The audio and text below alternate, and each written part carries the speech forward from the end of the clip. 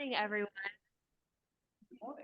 Thank you for being here. Thank you, Paige, for this idea and for the Racial Justice and Reconciliation Committee supporting this work. We're really excited to welcome Vera today, but let's begin with a prayer. God, as we spend this time thinking about housing, the ways people have found and made places to live throughout this region's history, how we have made our homes, and how our homes have made us, let us imagine, bravely, what it would be like to live in your kingdom, a beloved community. In the words of the psalmist, how lovely is your dwelling place, O Lord of hosts. My soul longs, indeed it faints for the courts of the Lord. My heart and my flesh sing for joy to the living God. Even the sparrow finds a home and the swallow a nest for herself, where she may lay her young at your altars, O Lord of hosts, my King and my God. Happy are those who live in your house, ever singing your praise. Amen.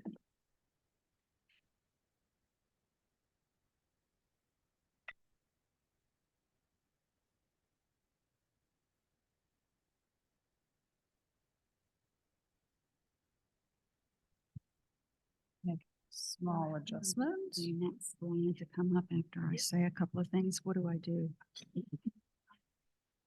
She'll advance it. She'll advance me. Okay. We'll get it. We'll figure it out. Because Liz knows what she's doing. Thank God. Good morning, everybody. Thank you so much for coming. It's so cold. Whew. Yikes. Everybody's really wants to be here. When Emily and I started talking with each other about the issues of housing in Durham, this was all sparked by the conversation that we're having around the birthing of the new UMD. And I think that's raised a lot of conversations for a lot of people on a lot of different levels. And it's all really fruitful for all of us to struggle with it. We were asking ourselves questions like, why do we have people in our Durham community who must seek shelter, like in life-threatening situations like last night, or struggle to find a safe, affordable place to live? What has shaped how we're living here to make that a reality for too many people? So we have crafted a 4-part series, if you can go to the next, just to spark some thinking, some stories about, we're calling it snapshots, because it's not possible to go through a whole history of housing in Durham. Like we could spend 3 years on that and never even scratch the surface. So we just tried to pick out some things that we think will spark some thinking and conversation among us. And today, the first one is on Stagville and post-Reconstruction and what newly freed African Americans did to find shelter and community in Durham. And then you can read yourself the rest of them. We hope that this is consistent with the Episcopal Church's works towards racial reconciliation and justice and our long-term commitment to becoming beloved community. If you can do the next slide. Yes, I think most of us are familiar with this labyrinth, and we really like to go back to this because the labyrinth is such a good symbol of a journey that doesn't end. We're always seeking different pieces of the truth, and we're in different places in our congregation of what we're looking for and what we're trying to learn and what we're trying to act on. And we can keep this vision in our minds as a way of constantly seeking and turning and changing and seeking again. So this is not a journey that ever ends, and this is just a tiny little piece of it. Before we start with our presentation from Vera today, we'd like to acknowledge that we are convening on what once was native land, and Natalie's reading a brief little statement about that.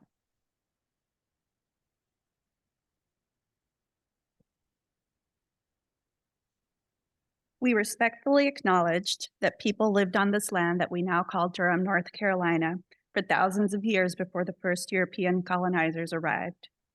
At the time of early colonization, this land was the territory of diverse indigenous communities, among them Tutelo and Saponi-speaking peoples. We acknowledge them, their descendants, who include members of Hollywood-Saponi, Saponi, and Occaneechi Band of Saponi Nations, and the many indigenous people who call Durham and North Carolina home today. As with dismantling systemic racism, decolonization is ongoing work that requires all of us to participate. We encourage you to make time to learn about state and local indigenous history and current communities. And I have suggested resources if anyone ever wants to talk about that. And we also might try to figure out how the Racial Justice and Recognition Committee can share them out more broadly. Thanks, Natalie. Before I introduce Vera, I'd like to ask that we hold her questions until the end of her presentation.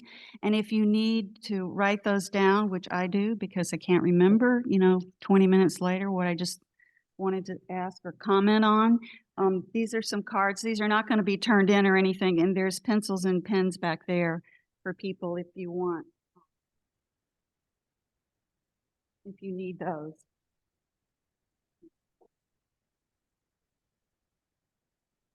Okay. We are so fortunate to have Vera Cecelski with us today to talk us through some realities and truth from Stagville. As many of you know, Stagville is a state historic site. It's up north from us, but not that far, maybe 15 minutes from here. And she will introduce us to it. Many of us have gone out there and taken pilgrimages there, and we usually do one in the spring, and we will this spring on April the 20th. Vera is the site manager of Stagville State Historic Site in the North Carolina Division of the State Historic Sites and Properties. She is a National Association of Interpretation certified interpreter and a graduate of the National Museum of African American History and Culture's workshop on interpreting African American history and culture. She is a descendant of enslavers, Confederates, and Quakers in Eastern North Carolina. Since 2019, her public history work focuses on the ethical interpretation of the history of slavery in her hometown of Durham, North Carolina. So let's welcome Vera.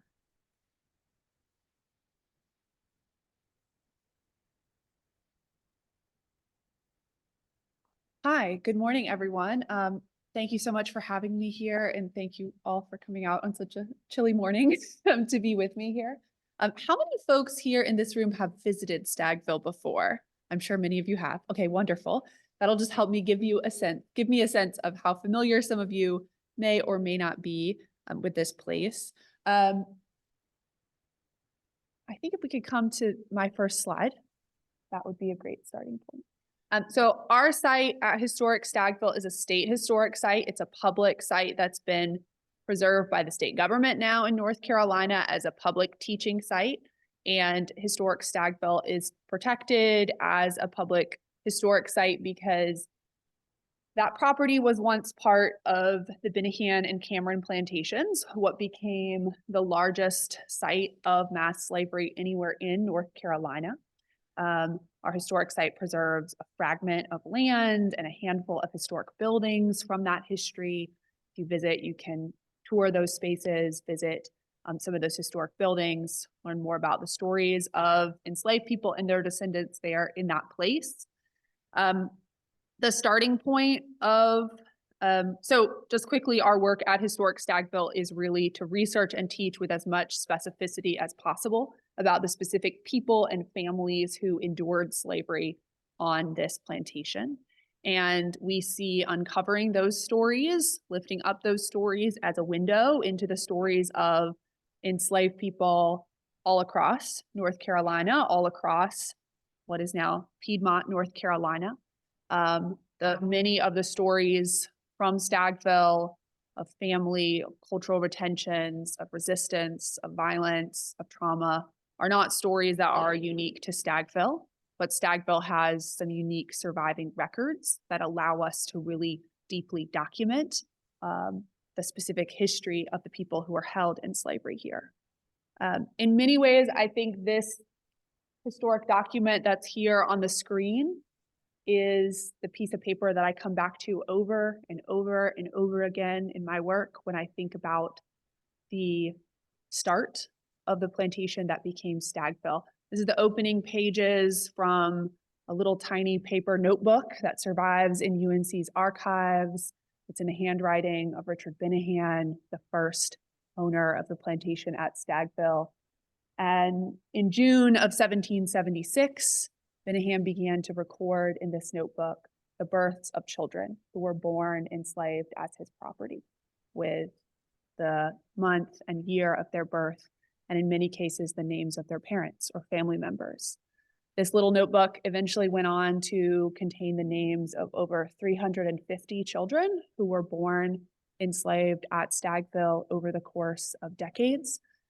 But the names in this book are actually only a fragment of the hundreds of people who endured bondage on the Binahan and Cameron plantations. This brief little table you can see here marks the number of enslaved people held in bondage at this site documented in each of these years. So close to the year that this memorandum book was started, we are able to document in 1778, 31 individuals ranging from a 50-year-old man named Ned to an infant child who were enslaved by the Binahans. Over the following generations, the Binahans purchased more and more land. They purchased more and more enslaved people. In the early 1800s, their daughter married Duncan Cameron, a wealthy attorney based in Hillsborough, North Carolina at the time. And through this marriage, the Binahans and Camerons formed not just a personal partnership, but a formal business partnership to jointly invest in the expansion of slavery and plantation agriculture. And over the following decades, they enslaved more and more and more human beings. By 1860, right on the threshold of the American Civil War, Richard Binahan's grandchildren, who controlled these plantations, enslaved at least 1,182 people, the vast majority of those people here in what is now Durham County on their lands. So I think we can come to the next slide here. This gives you a little bit of a sense of the geography of this story. The larger map you can see here off to the side shows you most of what is now Durham County. Where the label Durham is pretty close to downtown, very close to where we are now. And all of that area shaded in blue is land that was part of the Cameron plantations by 1860. Our historic site is way up on the north side. We have today about 160 acres protected as a historic site out of what would have been over 30,000 acres of land that was once part of this site.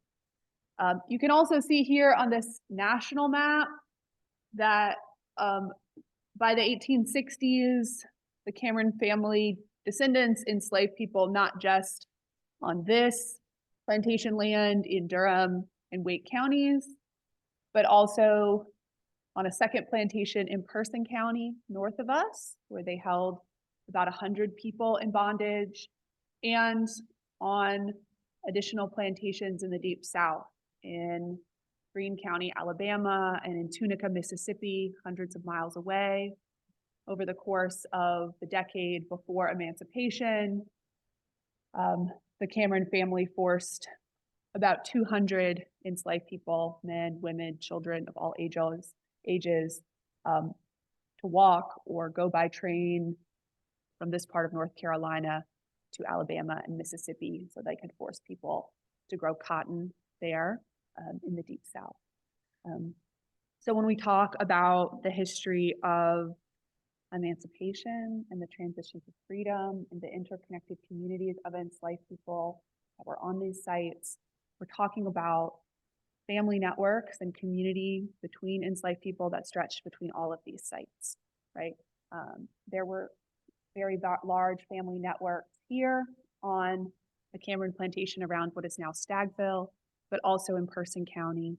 The families who lived here in what became Durham County at emancipation had loved ones who might have been in Mississippi or Alabama or in Wake County on another section of Cameron property at the moment of emancipation.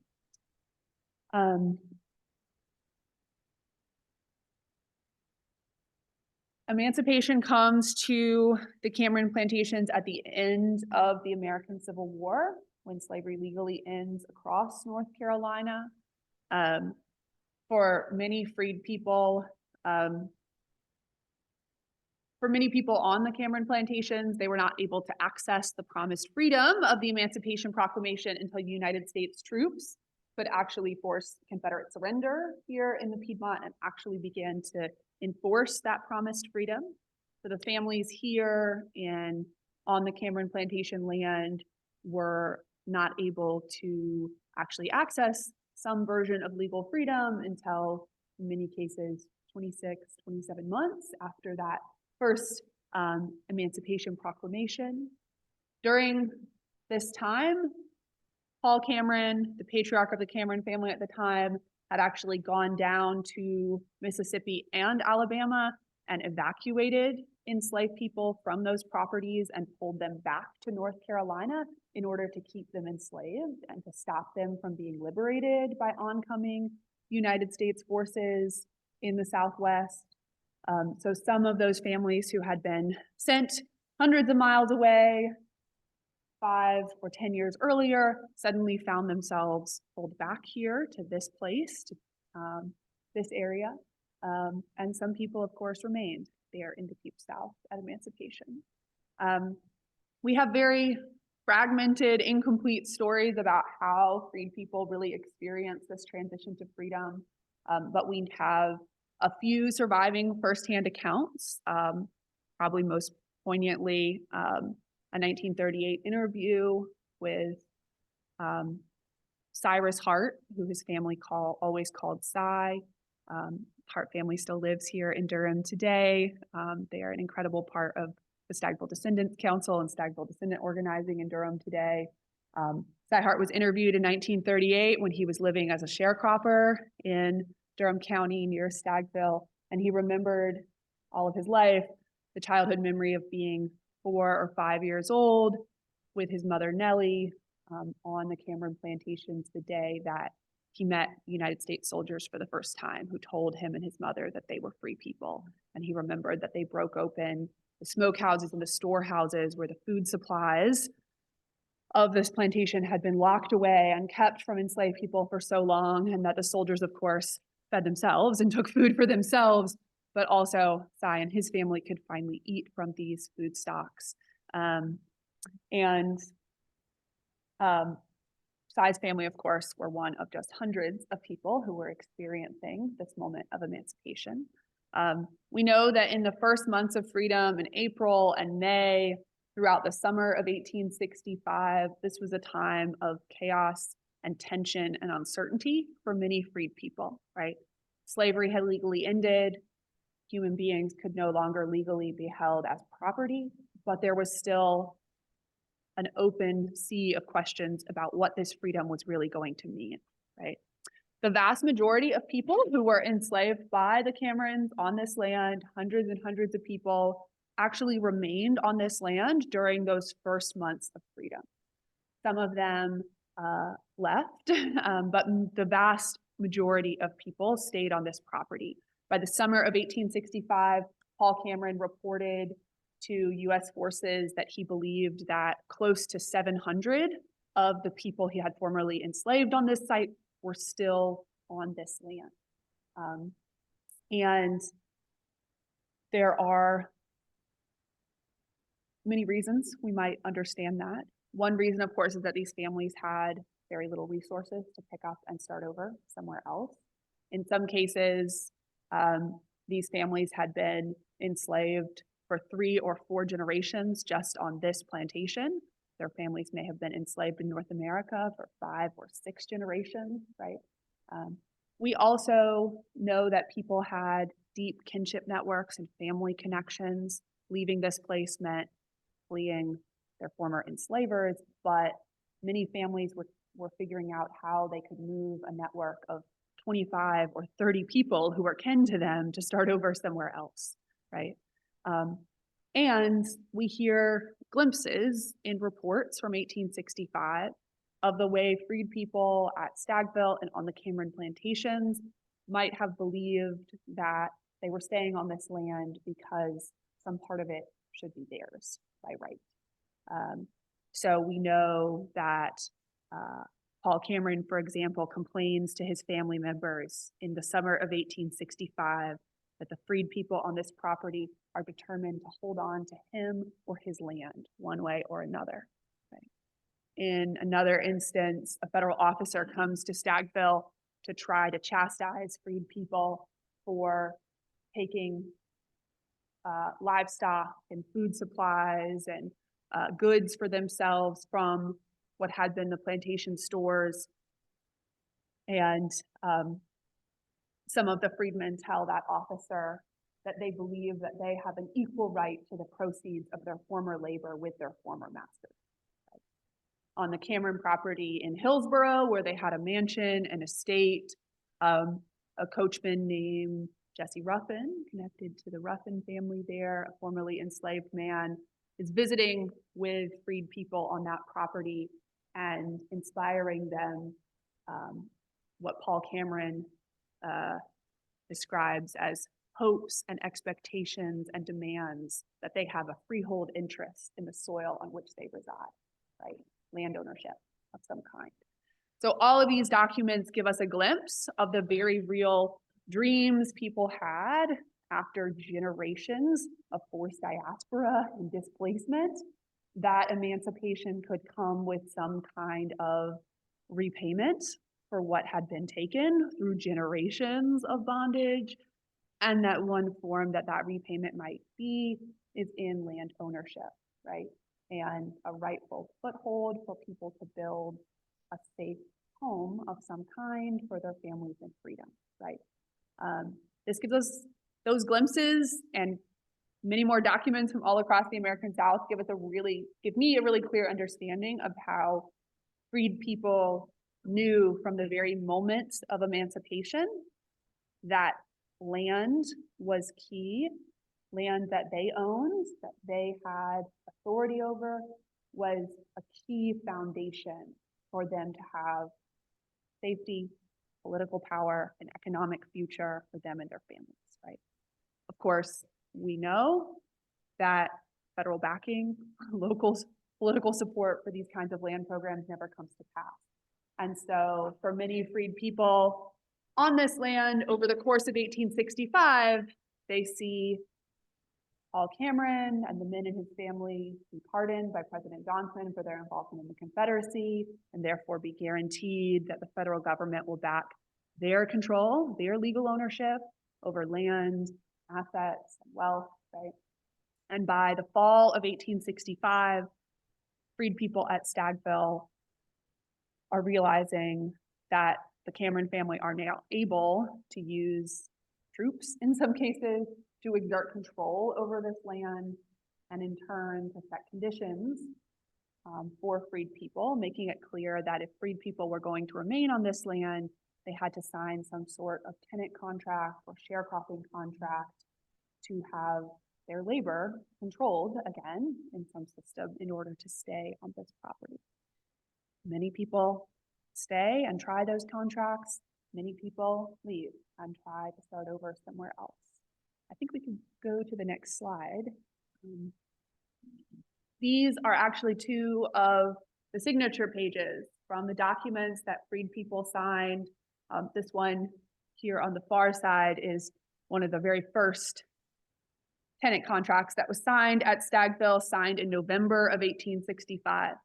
Samuel Piper, one of the overseers at Stagville, earlier in the year says that anytime he mentions these contracts to Black workers at Stagville, when he says the word contract to them, they turn around and walk away from him, right?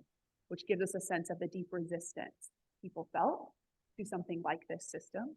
But Piper also writes and says that he believes that people may turn to sign these contracts when the winter comes on because they may be driven to it by hunger.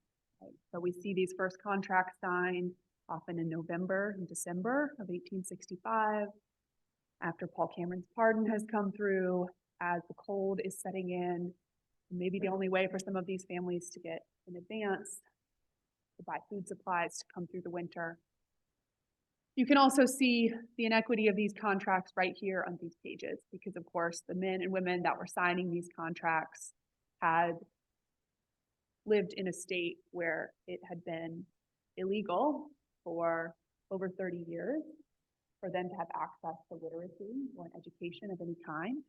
So you can see here the names here are written in Paul Cameron's hand or an overseer's hand, and those X's at the center of each name are the mark where the Black men signing these contracts are marking an X because they can't read the text of these contracts. They haven't yet had access to literacy to be able to sign their name. Though we don't know how much they knew, how much they trusted about the terms of these contracts. You can see here a few of the names, we'll get to them in a moment, but you can see also just a glimpse here of the many different surnames that represent the freed people who came from Stagville, who continue to have an impact here in Durham. Goodloe, Mitchell, Sowell, Haskins, Dunnigan, Thompson, Hart, who I talked about earlier, Sparkman, Ray. All of these would be very familiar names in the early history of Black Durham and the development of early African-American neighborhoods here in the city as well. So the families who didn't sign these contracts, who refused to sign these contracts, who looked for something somewhere else. We know that freed people who left Stagville, some of them fled the South entirely, some of them fled North Carolina entirely. We've tracked families from freedom at Stagville to Oklahoma and Ohio and Michigan and Philadelphia and Boston and California and all the places people went looking to start over. But we also know that huge numbers of freed people who left Stagville came into what became the city of Durham and into communities, in cases in Raleigh and Hillsborough as well.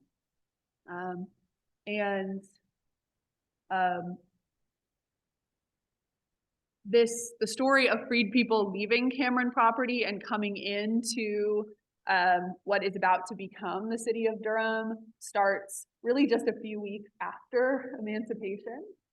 The very first record of a family leaving the Cameron property and coming to Durham is from May of 1865, so just a few weeks after the Confederate surrender.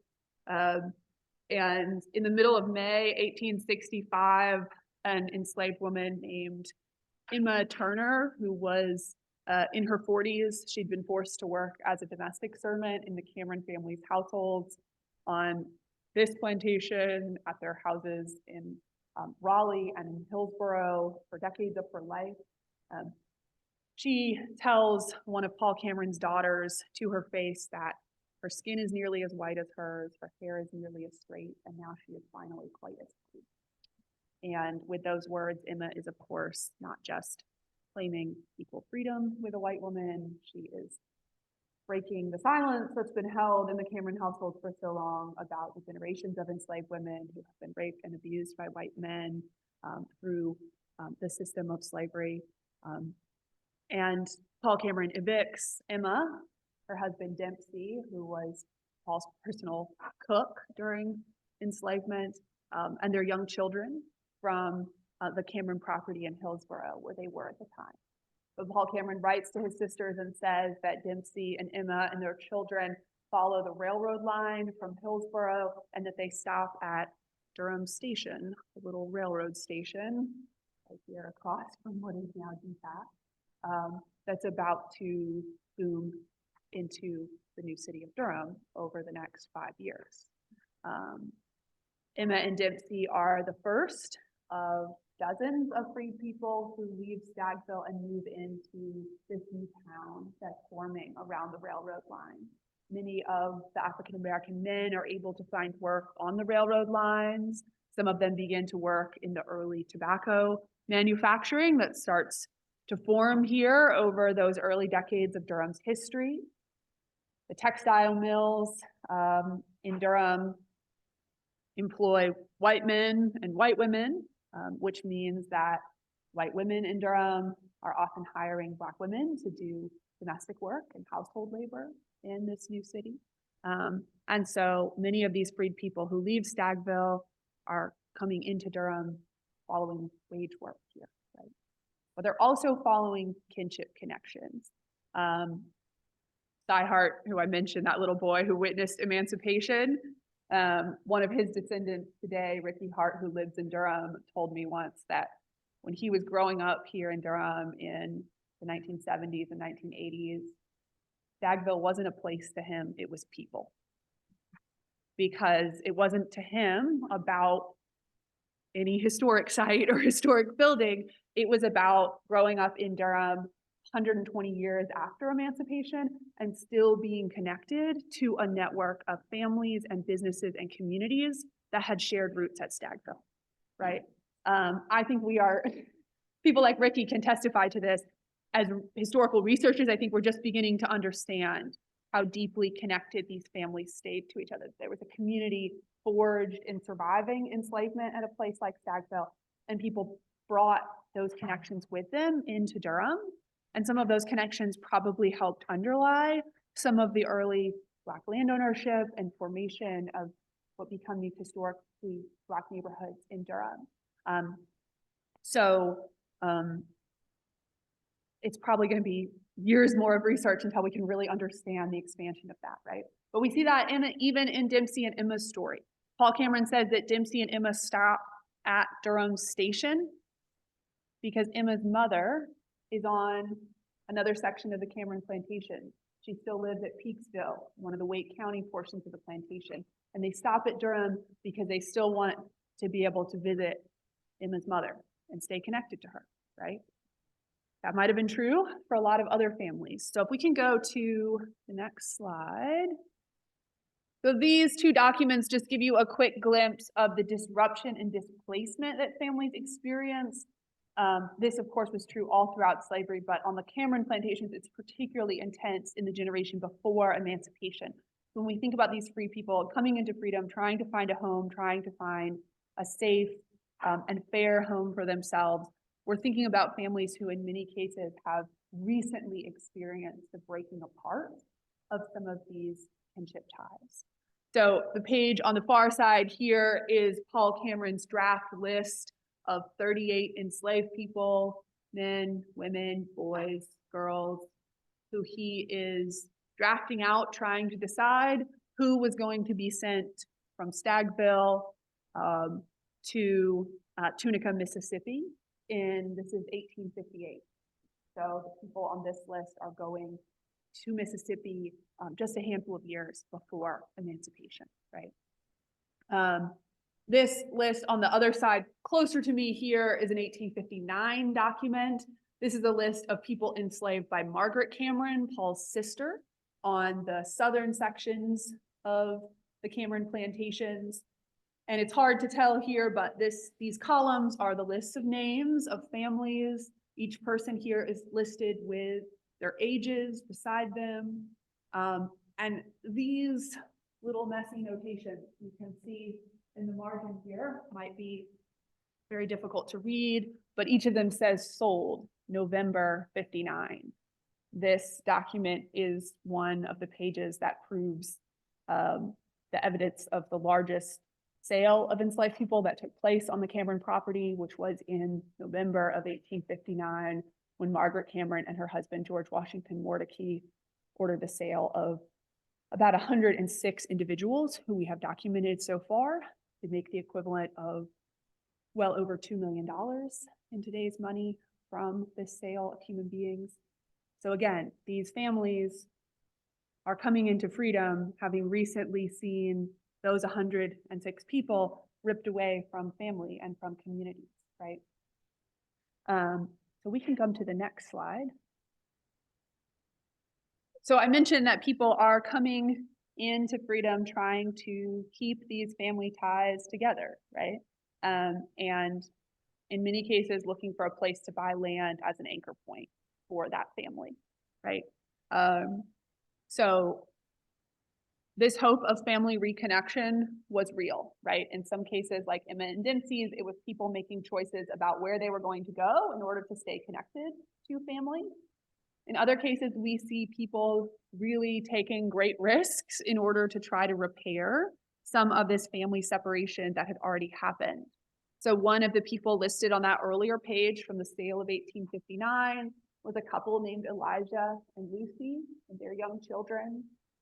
When Elijah and Lucy and their family were sold in November of 1859, they were sent to a cotton plantation in eastern North Carolina, in the northeastern part of the state. But in 1865, when they are finally able to access freedom, we actually have a warning letter that was sent to the Cameron family, letting them know that Elijah and Lucy had left this plantation that they had been sold to, and that they were making their way across a war-torn state with no resources of any kind, with 6 young children, and walking to try to come back to Stagville, right? Because they had brothers and sisters and parents that were still here. We know that by 1870, maybe sooner, Elijah and Lucy do make it back here to this area, right? They are able to reunite with family. So one reason people might have stayed at Stagville or in Durham was out of this hope that people who had been lost would find a way back, right? And again, this research is still ongoing, but we're starting to find these glimpses of people who might have been forced 100 miles, hundreds of miles away, who are still holding out hope and trying to find a way to get back here to family, right? So that might have been a powerful reason that people stayed connected to this place. We also see Durham, like I said, as a place where people are able to buy land. So the earliest records we see of kind of patterns of African-American land ownership in what is becoming the city of Durham, right? Durham is incorporated in 1869 as a town. There are families from Stagville purchasing land in Durham in 1869, 1870, 1871, 1872, right? Most of those purchases that we found are happening in what is about to become Hayti, the south of downtown, and what is about to become the West End, right? Around Lions Park and Chapel Hill Road and where the Fitzgerald house is. Among those West End landowners really early on were Emma and Dempsey. So we talked about how they were evicted, right? And forced off of the Cameron land. By 1870, Emma and Dempsey owned 93 acres of land in the West End. They are probably the single largest landowning family from Stagville that we've documented. Most families are buying an acre of land or half an acre of land or 2 or 3 acres. Emma and Dempsey do what a lot of these families do, which is that land is connected to these kinship relationships, right? So they start breaking off parcels and selling them to cousins and to in-laws and to people they knew from Stagville, right? And sometimes that's purely family, and sometimes these are just community relationships, like friends and trusted people from Stagville. So this list that you're looking at right here shows you the 188 names of the enslaved people who were living on the Stagville section of the Cameron plantations. These 188 people, of course, are just a fraction of the 900 people who were across the whole plantation. If you visited Stagville today, these are the families that were living in the quarters at Horton Brook, right? In the places that you can visit at a historic site today. And these are the families that were living in community there in 1857. So just about 8 years before emancipation. We can go forward one slide. So everyone you can see here that's boxed in red are living in the West End by 1880, right? So you're seeing how all of these folks are not kin, right? But they come from not just the same Cameron plantation, but the same community within the Cameron plantation, right? And those connections are staying close together here. So I hope this gives you a little glimpse of how these kinds of community ties survive, how people are bringing them with them into freedom, and how this early generation of Stagville families really appear to be driving towards land ownership and connecting that land ownership to these relationships, right? Either using that land to help someone else own land by selling a section to a brother or a neighbor,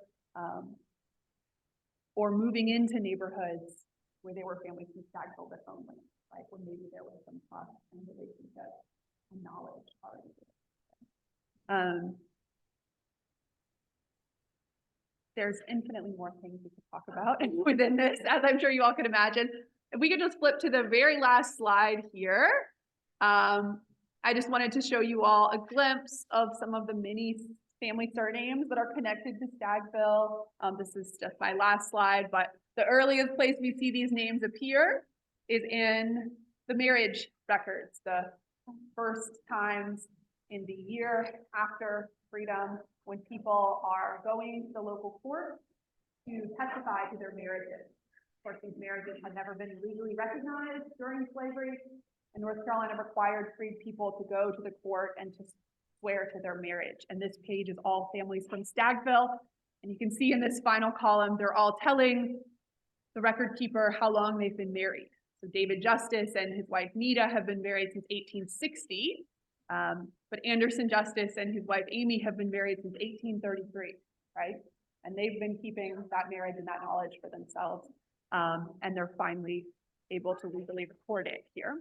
And so these names are names that you will start to see peppered across early Durham, right? There are in fact many more, but these are some of the most documented surnames connected to Stagville so far. So I think that'll be the end from me. I wanted to leave a little time for questions for anyone who has them. And thank you. Yeah.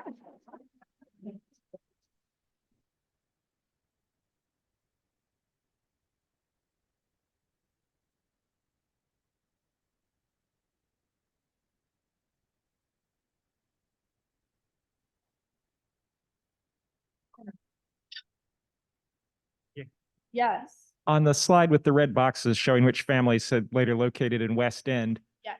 some of those other families might have been located in Hayti also. Is that possible, or? It's possible. It's some of those other families we are currently embarked on a very painstaking and slow process to take every list like that and match them to census records. So locate every single family who was emancipated at Stagville and find them in public records after emancipation. Some of those families we haven't been able to find any record of, and that might be because they had moved. It might be because their names had changed. It might be because the census keeper didn't accurately record their family records. If any of you have done genealogy, you know how complicated this can be. And then of course you're dealing with that, brick wall of the records of enslavement. So yes, it's possible, but we don't know. There's also a cluster of families from this, again, a testament to some of those family ties. One of the interesting things we found is there's actually a cluster of families from this same section who are not all blood related, but have this community connection, and they move out to Edgecombe County near Tarboro, North Carolina, at first in the 1870s and 1880s. And then many of them migrate back to Durham together as Durham grows in the 1880s. So again, another kind of group of people moving together, trying tenant farming in a completely different place, and eventually almost all of them come back to Durham.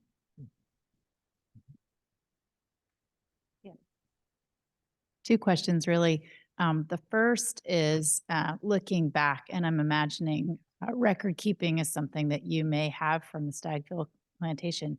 Is there any sense that there was records kept from where the enslaved people came from in Africa who came to Stagville? So essentially, no. That's one of the most central questions for many descendants that we work with, of course. And there are some descendants I know that are trying to kind of push that research forward and see if there's things that have been missed, which is really exciting. But so far, we do have documented, for example, purchase records or bills of sale for each enslaved person who was purchased and brought to Stagville. But all of these people had been previously enslaved in North Carolina or Virginia before they were brought to Stagville. And we don't have records from further back before that. So the best we can do now is look at really broad patterns of where enslaved Africans were brought from to Southern Virginia or to certain parts of North Carolina.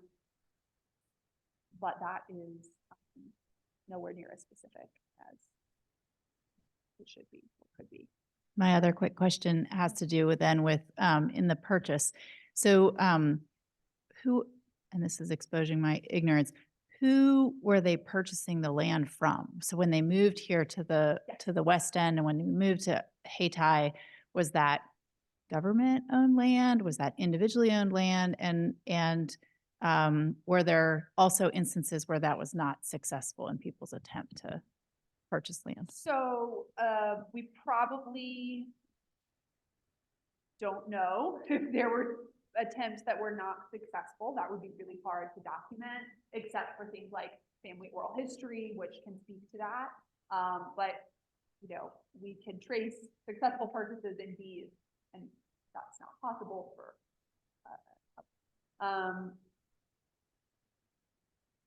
these families they're typically purchasing land from existing white farmers and landowners in this area.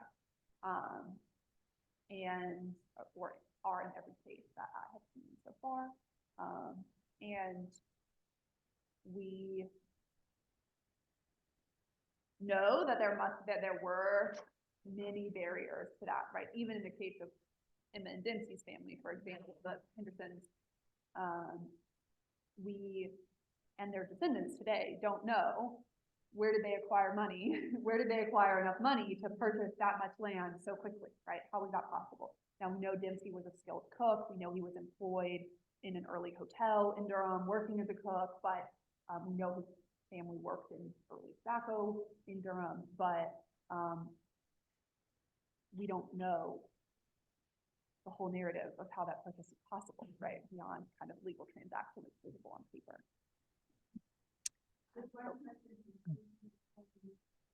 Okay.